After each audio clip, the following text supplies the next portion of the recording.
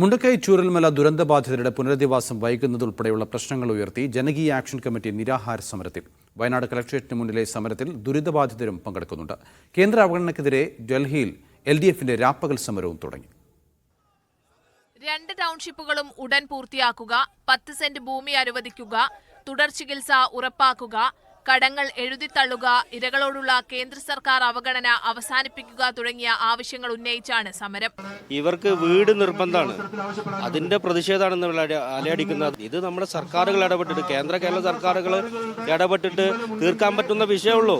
ഉരുൾപൊട്ടലുണ്ടായി മാസങ്ങൾ പിന്നിടുമ്പോഴാണ് ദുരിതബാധിതർ പ്രതിഷേധവുമായി രംഗത്തെത്തിയത്.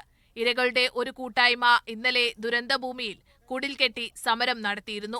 ദുരന്തബാധിതരോടുള്ള കേന്ദ്ര സർക്കാർ സമീപനത്തിനെതിരെ LDF വയനാട് ജില്ലാ കമ്മിറ്റി ഡൽഹിയിൽ നടത്തുന്ന രാപ്പകൽ സമരവും തുടരുകയാണ്.